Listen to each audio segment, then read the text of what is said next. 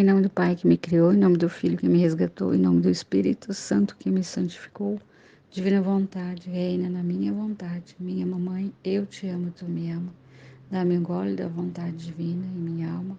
Abençoa-me, Mãe, nesta ação que estou a fazer e em todas as ações que eu farei neste dia. Suprema Majestade, eu venho em sua divina vontade.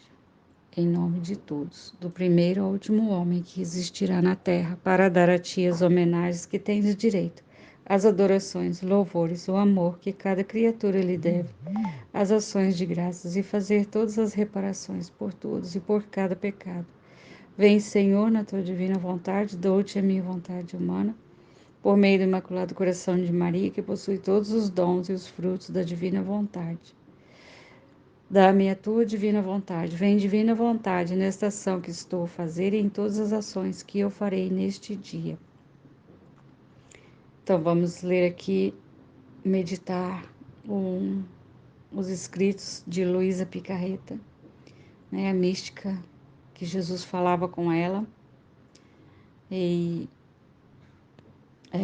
essa palavra é viva, né? É uma palavra viva, porque é palavra de Jesus. É evangelho, né?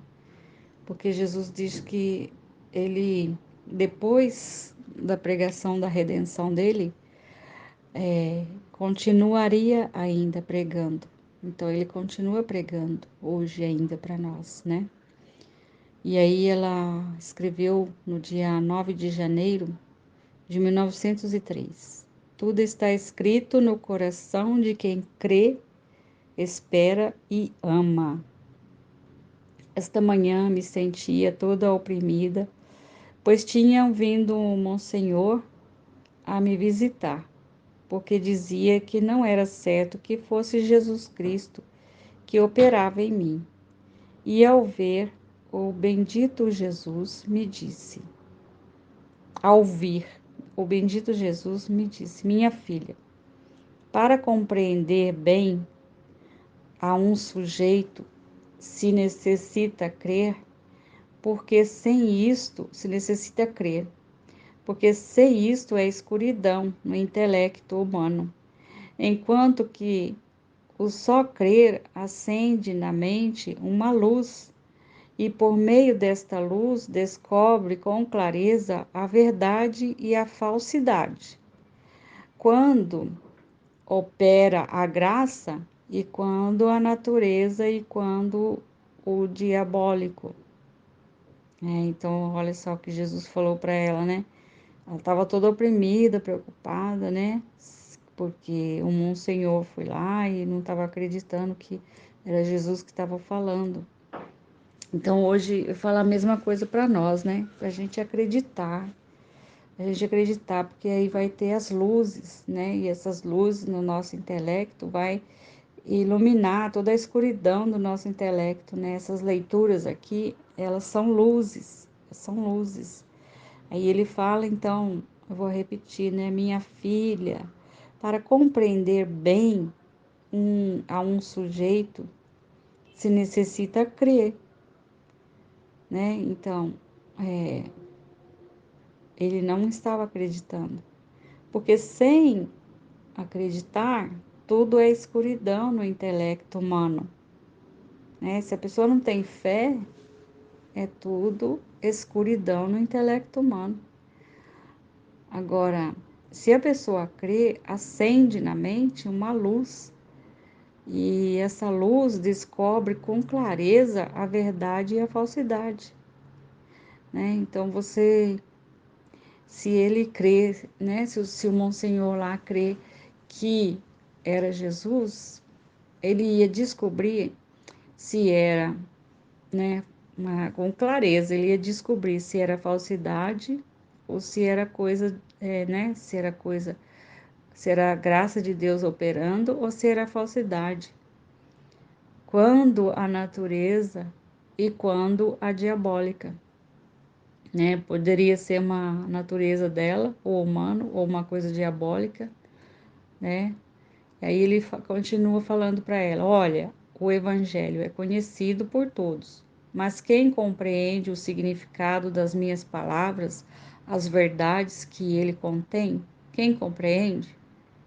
Quem as conserva em seu próprio coração e faz delas um tesouro para comprar o reino eterno. Então a gente faz do Evangelho um tesouro, ele é nosso tesouro para comprar o reino eterno, nossa passagem desta vida para o céu. Ou seja, quem crê, só quem crê no Evangelho e guarda no coração, é que vai comprar o reino eterno. E todos os outros não só não compreendem nada, mas servem-se delas para zombar e zombar das coisas mais santas.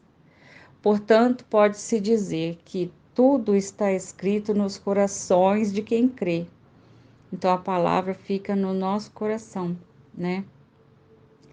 Espera e ama, e para todos os outros, nada está escrito para eles, As pessoas que vivem vazias de Deus e cheias de si, elas é tudo escuridão para elas, Tudo é trevas, porque o ser humano, ele foi feito para ser configurado, ele é a semelhança de Deus, Ele é configurado à semelhança de Deus, E se ele não busca a palavra, Se ele não guarda a palavra no coração dele, ele tem uma vida obscura, uma vida abstrata, uma vida superficial, Tá sempre na superfície, não tem uma profundidade de amar sem intenções, só ama as coisas com intenções, próprias, para si próprio, um egoísmo, e não ama as coisas de Deus, não ama a criação de Deus, Não vê a beleza que Deus faz no mundo, as flores, os campos, o mar, a terra, E só vê as maldades e só quer para si, mais nada. E aí, numa outra leitura, num outro dia, no dia 4 de julho de 1907, Luísa continua escrevendo, Outro trecho. A alma deve ruminar em sua mente as verdades aprendidas. Então, a gente aprende e todo o nosso pensamento, nós ficamos ruminando para que a gente não fique pensando no nosso eu e nas nossas coisinhas, Nas nossas preocupaçãozinhas que não resolve nada. Estava pensando, Luiz escreve, estava pensando como me tornei má. Não obstante, o Senhor não me corrige, não me repreende. Enquanto pensava isto, senti o mover-se dentro de mim e disse-me: minha filha, caminha, caminha, Hoje Jesus fala para você, para mim, caminha, caminha, não para não, não para não, Porque se você ficar culpa, ela estava sentindo culpa ali de alguma coisa, ela estava se achando má, Então, quando você se acha mal, má, e você paralisa, É o próprio inimigo que está te paralisando, te culpando, apontando o dedo. E aí, Jesus fala pra gente assim: caminha, caminha, caminha, não para não. Quando você fez o seu trabalho, fez o que você tem de fazer, com Jesus fazendo em você, você já pega o livro e já começa a ler os escritos, para Jesus ir gravando no nosso coração, na nossa memória, na nossa vontade, tudo que ele fala, e a gente ruminar essas palavras, e aí a gente caminha, caminha. Se eu sou bondade e misericórdia, Jesus, doçura, também sou justiça, força, poder. Se eu tivesse retroceder, ou cometer defeitos voluntários, Olha só, ele é doçura, ele é misericórdia, ele é bondade, ele é justiça, ele é força, poder. Se eu visse ela retroceder em ser má ou cometer defeitos voluntários perante tantas graças que te fiz, mereceria ser fulminada, e em verdade te fulminaria. Se não o fizer, tu mesma compreendes por quê. Se não falo sempre, deves ruminar continuamente. Então, toda vez que ele não estava ali falando com ela, era para ela ficar ruminando as palavras que ele tinha dito, né, anteriormente. Se ele não estava ali conversando com ela, era para ela ficar ruminando coisas que Jesus falou, não preocupação dela, né, de estar sendo má, alguma coisinha que ela fez e está se achando má. E se não o fizer, não ficar ruminando, né? Tu mesma compreendes por quê. E se não falo sempre, deves ruminar continuamente em tua mente quantas verdades te ensinei. Depois entra em teu interior, junta-te comigo, e eu estarei sempre junto contigo para obrar interiormente. Então, a nossa vida na divina vontade é uma vida interior, é uma vida espiritual, não é vista a olho nu, né? Jesus não é visto a olho nu, ele está aqui dentro de nós, ora descansando, ora falando, ora trabalhando. Ele está aqui dentro de cada um de nós e cada uma pessoa tem um Jesus dentro dele, cada uma tem a Trindade Santa dentro de si. Amém, Fiat. Em nome do Pai que me criou, em nome do Filho que me resgatou, em nome do Espírito Santo que me santificou, divina vontade, reina na minha vontade. Ó minha mãe, eu te amo e tu me amas. Dá-me um gole da vontade divina para minha alma. Abençoa, Mãe, para que todas as minhas ações sejam feitas diante de vossos olhos maternais. Divina vontade, reina na minha vontade. Vinde, Espírito Santo, vinde. Vinde por meio da poderosa intercessão do Imaculado Coração de Maria, vossa amadíssima esposa e nossa mãe. Amém. Senhor Jesus, vamos estudar junto esse trecho tão providencial que o Senhor prometeu que estaria junto, então o Senhor está junto nessa comunidade, né, Senhor Jesus? E esse trecho, ele vem em comunhão com a aula que a Aline deu. Foi como ela disse mesmo, que nós vamos estudando tudo junto e tudo que ela fala tem nos nossos estudos. E nós vamos ver aqui como realmente é isso mesmo.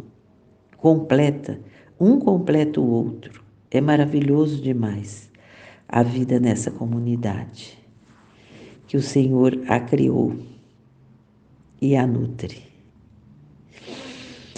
Então, hoje nós vamos estudar o volume 5, outubro 16 de 1903. A divina vontade é luz, e quem a faz se nutre de luz. Quem faz a vontade divina se nutre de luz. De luz. Maravilha, né? Então, Luísa, encontrando-me em meu habitual estado, me sentia toda cheia de pecados e de amarguras. Então, se fez como um flash de luz em meu interior e apenas vi o meu adorável Jesus. Porém, ante a sua presença, os pecados desapareceram. E tenho dito, meu Senhor, como que é diante da tua presença, com a qual eu devo conhecer mais os meus pecados, acontece o contrário. Então Luísa estava toda oprimida, né? Toda chateada junto dos seus pecados. Às vezes a gente está assim também, né? porque a gente às vezes fez alguma coisa bem grave, né? E a gente imagina que Jesus está chateado com a gente. E olha o que ele vem dizer. É maravilhoso o que ele vem dizer, maravilhoso como ele vem nos consolar e tirar essas amarguras dos nossos corações. Jesus disse: minha filha, minha presença é mar que não tem confins.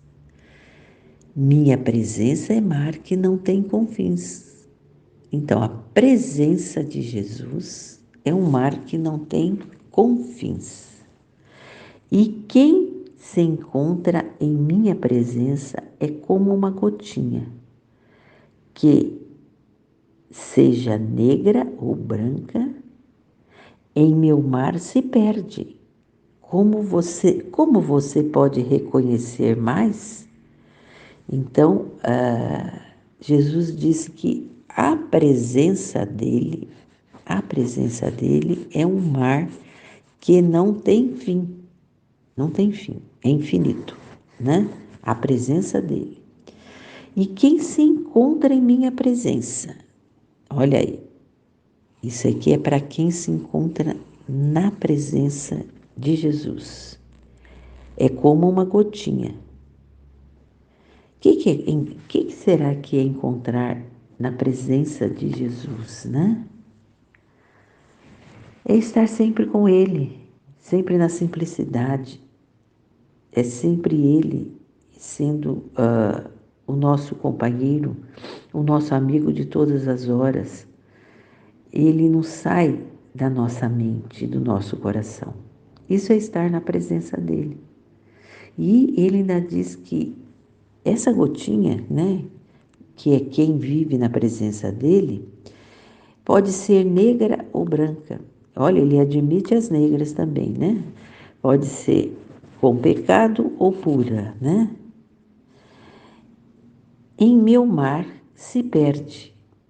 Aí, no mar de Jesus, na presença de Jesus, se perde. E ainda pergunta a ele, né? Como pode reconhecer mais? Não se reconhece mais nada, porque é tudo Jesus, né? No mar de Jesus, porque estamos na presença dele, nós somos uma coisa só, somente nós somos Jesus, né? Além disso, o meu toque divino purga tudo. O preto o faz branco. Como você teme então? Então, olha que lindo, o toque divino purga tudo, purifica tudo, purifica tudo. Sabe aquele sentimento que você está tendo, pequeno sentimento que você está tendo, coisa leve, né?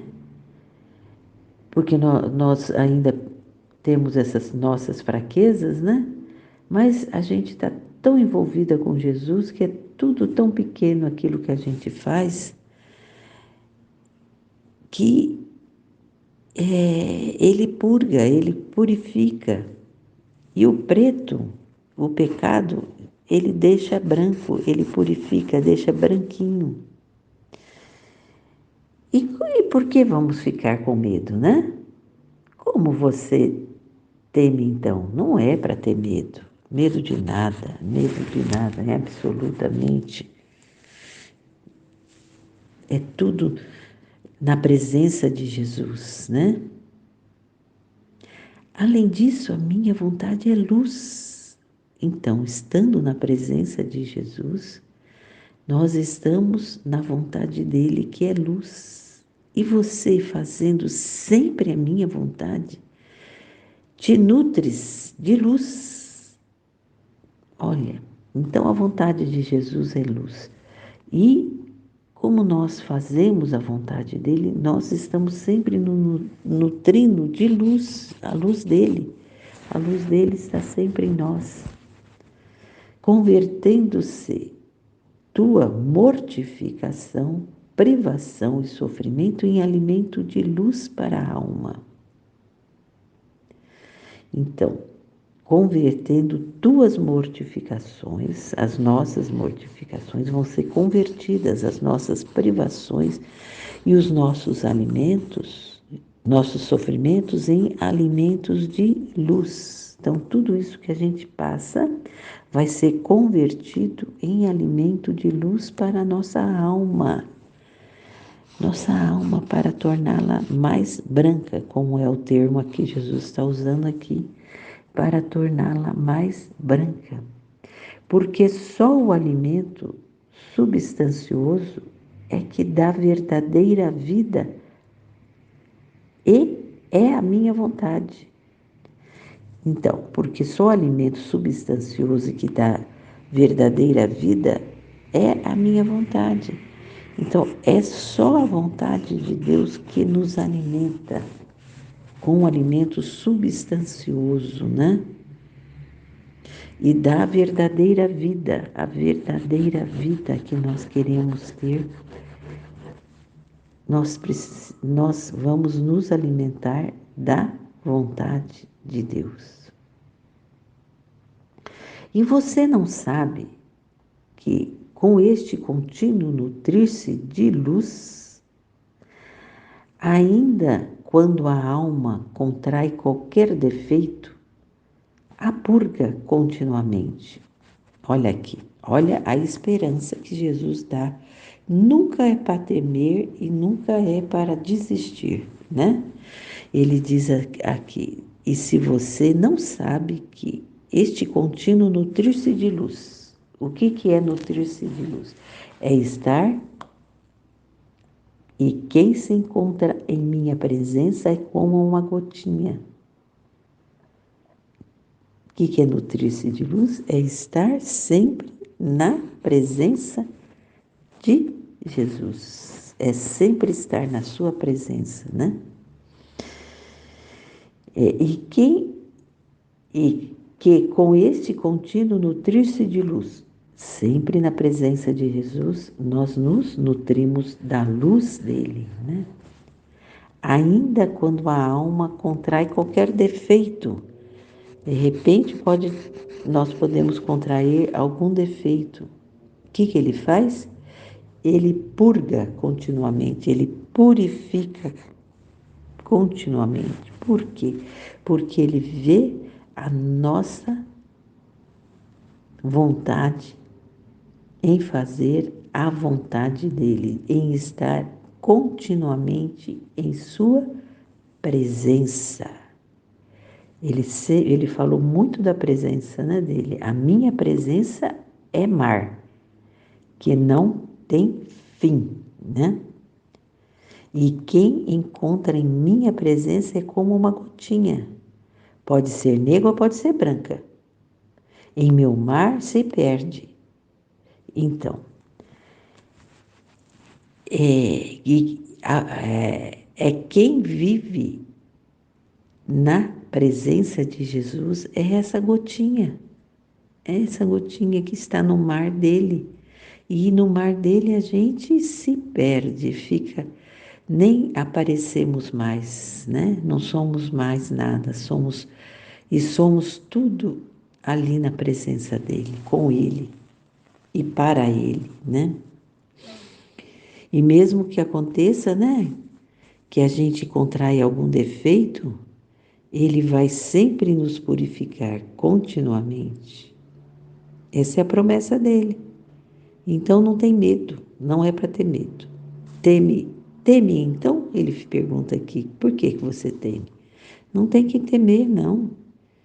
Tem que se deixar levar por ele, se deixar levar pela presença dele nesse mar que não tem fim, e a gente é essa gotinha que se perde nesse mar maravilhoso, porque a vontade dele é luz, e quem faz a vontade dele nutre dessa luz, sempre, nutre dessa luz, sempre, sempre, sempre.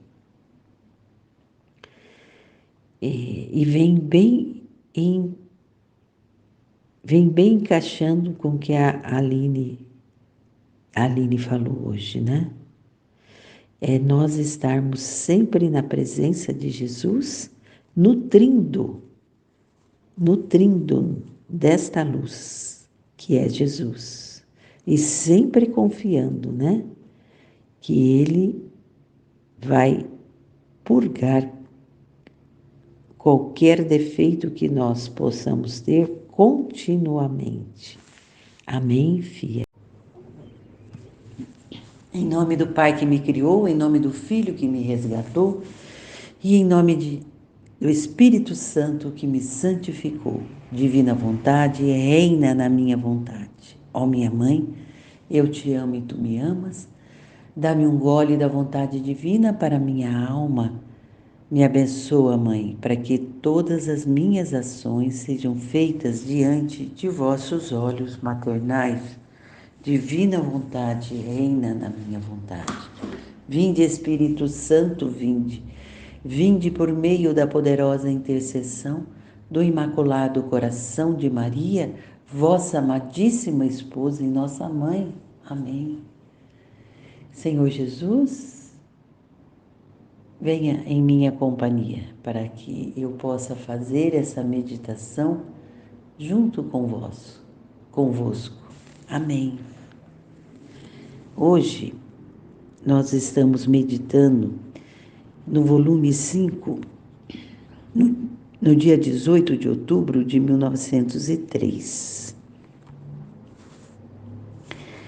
O pecado é um ato oposto da vontade humana a Deus. O verdadeiro amor é viver na vontade do amado.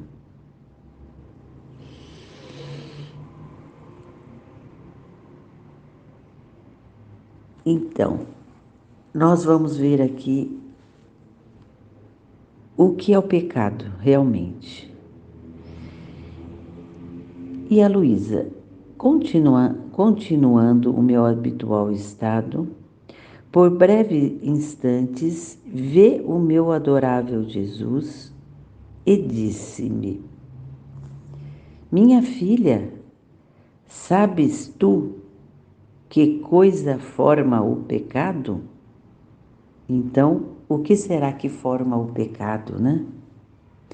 Um ato oposto da vontade humana à divina.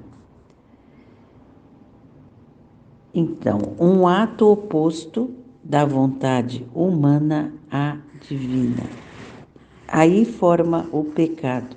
Quer dizer que, se eu não vivo na divina vontade, eu estou no pecado. Olha o que Jesus está nos dizendo aqui. Porque não é uma opção minha viver na divina vontade. É uma ordem de Jesus, né? Para que eu não viva no pecado. Imagine dois amigos que estão em contradição. Se a coisa é leve, você diz que não é perfeita e leal sua amizade. Embora fosse coisas pequenas, né? Coisas pequenas, né? Pode-se dizer. Eu não estou fazendo essa coisa aqui pequena na vontade de Deus, porque é uma coisinha pouca, né? Eu posso também sair um pouco da vontade de Deus. Como amar-se e contradizer-se, né? Então, como que eu posso amar a Deus e contradizer, né? Como que eu posso achar que pequenas coisas eu posso fazer fora da sua vontade? Não podemos dar brecha, nunca devemos dar brecha. O verdadeiro amor é viver na vontade do outro, inclusive à custa de sacrifício, olha, né? O verdadeiro amor é viver na vontade do outro, inclusive à custa de sacrifício. é só com sacrifício, não é sem sacrifício. Sem sacrifício não acontece nada, é vida boa, é vida na minha vontade, é no meu bel prazer, é fazer aquilo que me agrada. Isto é viver na vontade humana, mas na vontade divina há um custo, e há um custo de sacrifício. E por isso eu preciso realmente querer. Opor-se ao querer divino é o mesmo que fazer-se inimigo de Deus. Olha, opor-se ao querer divino é o mesmo que fazer-se inimigo de Deus. Por isso que ele diz que não fazer a sua vontade é pecado. É pecado não fazer a sua vontade, além de que você pode se tornar inimigo de Deus. É inimigo. Por que inimigo de Deus? Porque eu não acolhi aquilo que Deus pede para mim, viver na vontade dele, porque eu quero fazer a minha vontade. Então, eu me torno inimigo de Deus. Eu sou o oposto dele, né?